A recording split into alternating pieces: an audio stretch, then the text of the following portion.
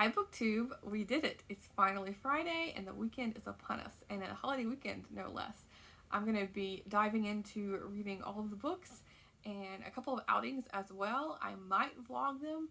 Don't hold me to it because I keep saying I'm going to do that and it doesn't happen because I just get lost in the moment. But being that it's a holiday weekend, I know it's going to be busy around here and lots of traffic and whatnot. And I have a huge trip coming up, so I'm trying to be conscious of not driving too much because I'm going to be driving quite a bit later on in July. So I'm just going to be doing things around town, but luckily, because I live in Portland, Oregon, there's tons of stuff I can do within like 30 minutes. So I'm going to be maybe going to the mountains and like some rivers and walking through the forest, all the things I love to do. Not really the inside shopping kind of thing. That's not really what I like doing, especially on a holiday weekend. But luckily I got my errands done already. I went to Powell's and I didn't show it to you, but like in between these two bookcases, I like let a tower of books grow of all the books I want to unhaul. And it got to a point where I had three such towers that were like eye level with me, like 5 foot, 5 foot at least towers. And so I finally like got up the courage to go and stand in a really long line to sell them. And yeah, so anyway, I got my gift card, and I might be doing a book shopping trip shortly. Anyway, not this weekend though, because it's a holiday weekend.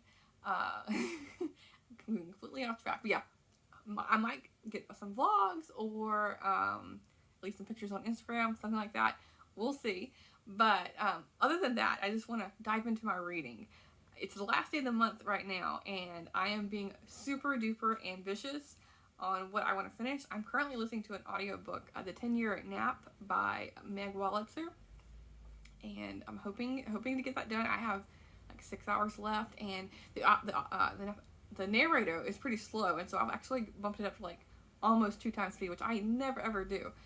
But because I feel like it is talking gibberish to me almost, and I can't follow along with it. The author is so slow. Not the author, the narrator is so slow that I can get into it that way. But yeah, hoping to get that one done. I'm liking it so far. And yeah, I'll give a more concise summary on that book once I finish it. And then I'm right in the middle of The Heart Brand by Johnny D. Boggs, because I'm trying to finish my June on the Range readings.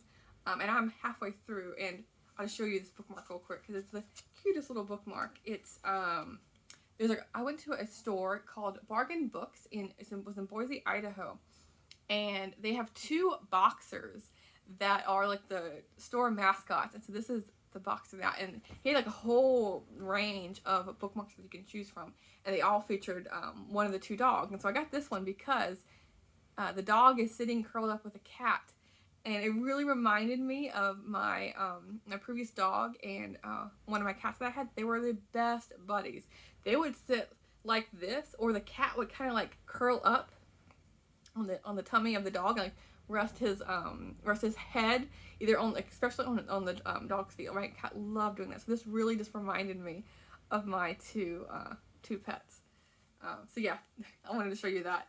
Yeah, this is good. It's really fast paced. It's like pretty big font, and I don't know, you can't really see that on the camera, but it's pretty big font, and I'm just flying through it. It's like around like 200-ish pages, and I'm on page 100 right now, so right in the middle of it. And again, I'll give you a summary once I finish it. But this is following a young man.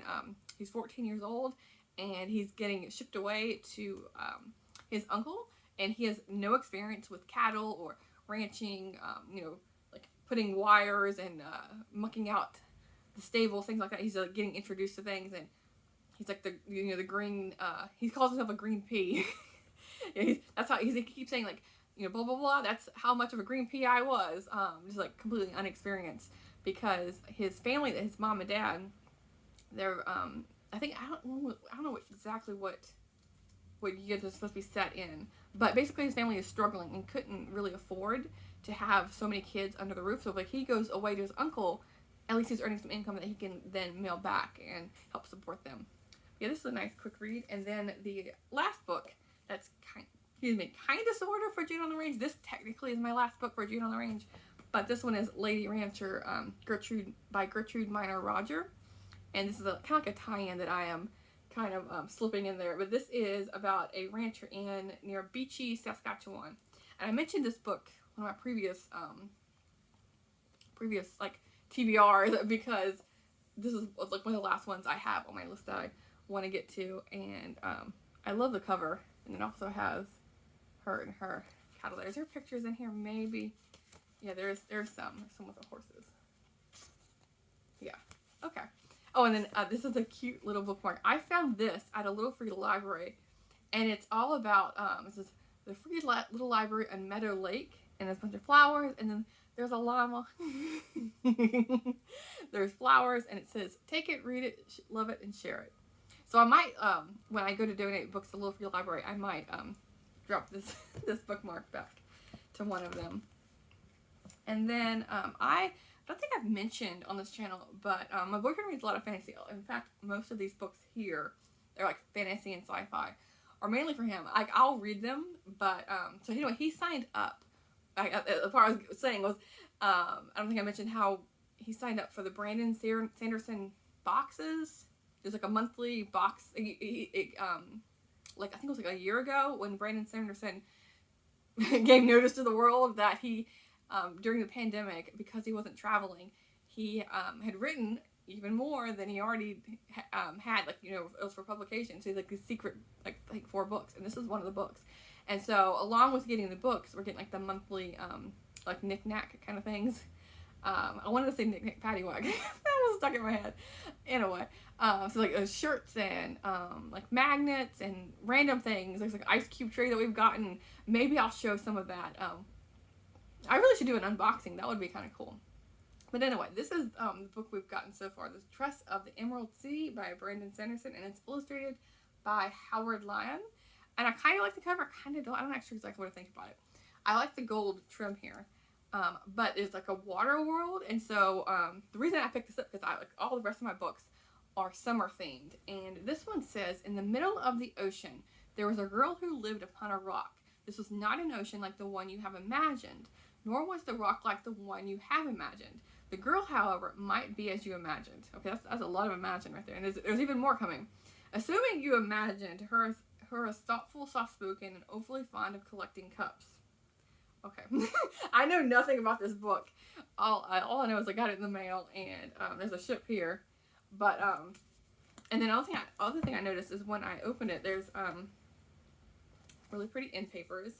And then the other thing I like, the font is partly green. So, like some of the, like the numbers at the bottom are green, and then it has like green around the chapter titles. But yeah. I mean, at least all the words, the font isn't in green. It's just like the first letter, whatever that's called, like the drop caps or something. Because it would be really annoying to read an all green font. But there is some pretty illustrations. So you have like a cover page here, and like the part 1. So yeah, it's a really pretty book. But yeah, hopefully it's as good inside as it is good on the outside. And I typically like, I shouldn't be so skeptical about it, because I do like Brandon Sanderson's writing. I in particular like his like big chunky books. His like the Mistborn and all of that. Like I'm not as much of a fan, but I need to. I've read the, I think I call it part 1 of the Mistborn trilogy. I mean, there's that trilogy. I've read all 3 books in that trilogy, but I think there's like a second trilogy in that world. But it's like either way after or way before that one.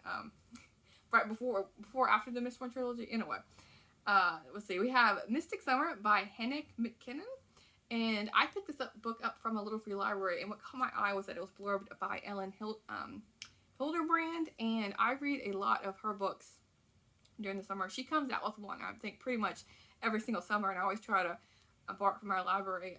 But I haven't ever heard of Hannah McKinnon.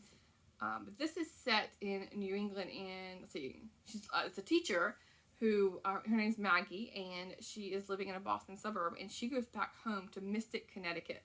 And I kept thinking of Mystic Pizza, the movie with Julia Roberts, but I don't think there's a Mystic Pizza in here.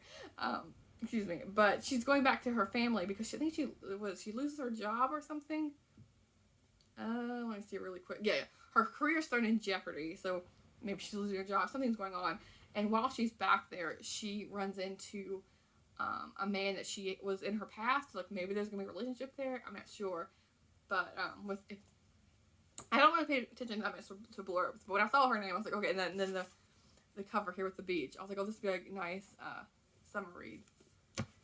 Then the other one I have is there's water on the cover, so I went with this one. This is The Girl from Widow Hills by Megan Miranda. I've heard of Megan Miranda talked about on BookTube, but I don't think I've ever read anything by her.